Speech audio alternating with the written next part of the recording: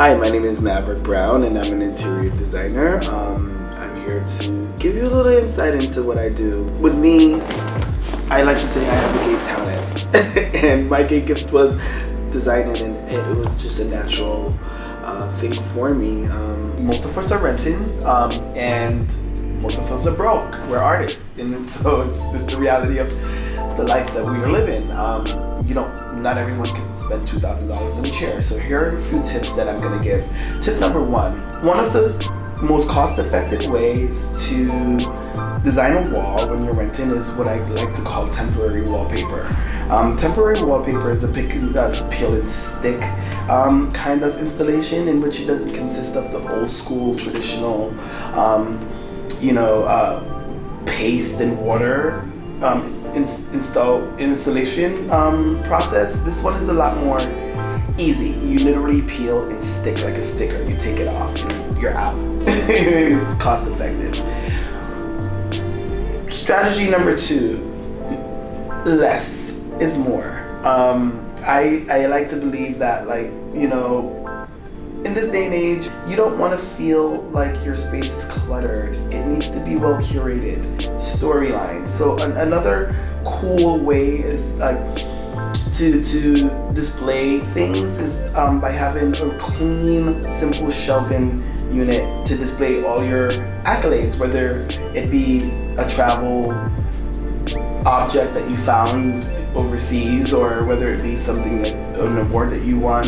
Things that you have that are meaningful to you, I feel like should be displayed. Tip number 3, highs and lows. I like to dress a certain way. Think of how we all dress. Preferably me, I don't do labels head to toe. It's just that one piece, whether it's gonna be a shoe, whether it be like a pair of, Balenciagas with and then just a nice shirt or pant. But you need to just, I like to do things in moderation and mix the highs and lows. We all can afford Gucci from the head to toe, which is, we're not all 2 Chainz and we're not a rapper. So that's something that I like to see when designing the space. Flea markets are your best friend, millennials. So tips on that: you can always find a vintage dresser. You can get it for $50. And it's probably in better condition and stronger and more durable than a piece that you can buy at DWR. Believe it or not, the older furniture making process is sometimes back then people put a lot of work into craftsmanship. So yeah, what I'm saying is flee it. I find that for me now, I'm going through the stage of minimalism. I like all white. I don't want to see labels. I don't want to see graphics. In my personal space, it's a personal thing. That being said, I feel like everyone should be attentive to the color that they have in their space. Like I said, your home is a personal, or your environment is a personal. It's your solitude. It's your personal emotion that you would like to feel. And it needs to feel like you. It needs to feel familiar. It needs to feel your essence. Therefore, I think color is extremely important. Everyone has a favorite color, from childhood to adulthood.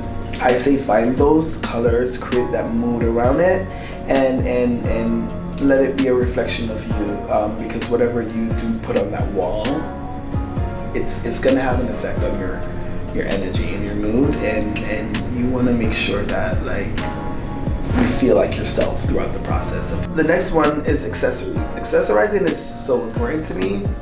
Every little object, I think about my client. One of my apartments in in LA, when I first moved here, people didn't really get it, but I remember dating this guy, and we were walking on the streets with the dog, and I saw this 101 highway sign that just literally fell off.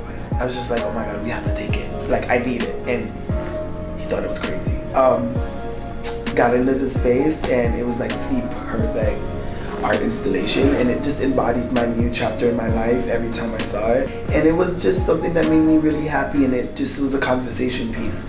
So never be afraid. Anything that you feel attached to, anything that whether it be weird, unique, like there's a cool way to implement that into your space. So never feel afraid to accessorize and make it personal and make it you and make it fucking crazy.